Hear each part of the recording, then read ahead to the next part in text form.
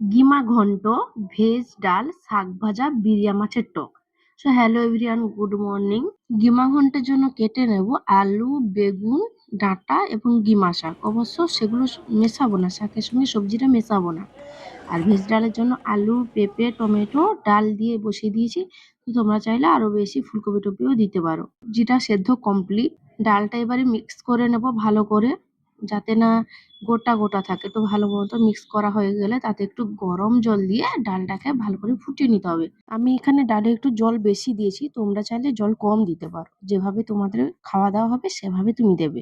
তো ডালটা ফুটে গেল, এরপরে কড়া গরম করলাম, কড়া গরম করে সর্ষে তেল দেবো। সর্ষে তেল দেওয়ার পরে তেলের মধ্যে ফোড়ন, জিরা, শুকনা লঙ্কা, তেজপাতা, পেঁয়াজ দিয়ে পেঁয়াজটাকে ভাজা ভাজা করবো। পেঁয়াজটা ভালো করে ভাজা ভাজা হয়ে গেলে তাতে ডালটা ঢেলে দেবো। তো দেখো ডালটা কমপ্লিট।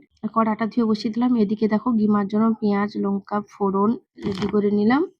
তো প্রথমে তেলে ফোড়ন দিয়ে তেজপাতা, শুকনো লঙ্কা, কাঁচা লঙ্কা যে যেটা পারো দিতে পারবে, পেঁয়াজ দিয়ে ওটাকে ফ্রাই করে নেব। ভালো করে ফ্রাই করা হয়ে গেলে তার মধ্যে গিমা শাকটা দিয়ে দেবো, ধুয়ে রাখা গিমা শাকটা দিয়ে দেবো। দিয়ে ওটাকে একসঙ্গে ফ্রাই করতে হবে। তো দেখো এখানে ভালো মতো ফ্রাই করা হয়ে গেল। আমি ওই সবজিটার মধ্যে সর্ষে বাটা, হলুদ, নুন দিয়ে রেডি করে রেখেছিলাম, ওই সবজিটা ঢেলে দেবো ওর মধ্যে। দিয়ে নেড়ে শুকনো শুকনো টাইপের করে নেবো, কারণ এটার মধ্যে জল থাকলে বেশি তেতো তেতো লাগবে। তোমরা চাইলে একটু গুঁড়ো লঙ্কাও অ্যাড করতে পারো ওর সঙ্গে প্রয়োজন মতো। তো দেখো এখানে আমার গিমা ঘন্টটা কমপ্লিট। তো এবারে বিরিয়া মাছে আমি নুন হলুদটা মাখিয়ে নেব।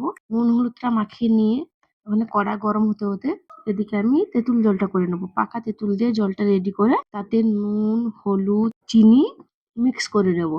মিক্স করার পরে জলটা রেডি করে রেখে দেবো। এদিকে দেখো আমার কড়াটা গরম হয়ে গেছে, মাছটা ভাজা করে নেবো।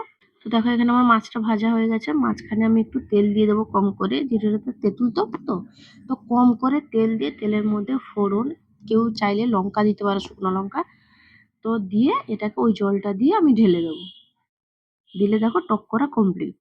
হালকা হালকা করে ফুটে এই দেখো আমার টকটা কমপ্লিট। তো এরপরে বসে যাবে আমার শাক। আর নুন দিয়ে শাকটা ভালো করে সেদ্ধ করে নেব। দেখো শাকটা ভালো করে সেদ্ধ করে এটাকে ভাজা ভাজা টাইপের করে নেবো রস টেনে। দেখো এখানে আমার শাকটা ভাজা ভাজা হয়ে গেছে। তো নামিয়ে এবারে কড়াটা গরম করে নেব। কড়াটা ভালো করে গরম করে সর্ষের তেল দেবো। সর্ষের তেল, পেঁয়াজ, পেঁয়াজের মধ্যে রসুন, কেউ চাইলে রসুন দিতে পারো, নাহলে না দিতে পারো। যেহেতু আমাদের এটা উড়িষ্যার লাগোয়া বাড়ি, মানে উড়িষ্যা নয়, দীঘার পাশাপাশি বাড়ি, সেহেতু এইদিকে রসুন খায়। তোমরা যদি না খাও তো রসুন না দিলেও হবে। তোমরা যদি চাও পেঁয়াজ, লঙ্কা দিয়ে ভাজাটা করতে পারো, তবে রসুন দিলে ওটা টেস্টি লাগে। তো পেঁয়াজ রসুনটা ভাজা ভাজা করে তার মধ্যে আমি শাকটা ঢেলে দেবো। দেখো এখানে আমার শাক ভাজা কমপ্লিট। শাকটা নামিয়ে রাখলাম, জাস্ট এরকম দেখতে হবে।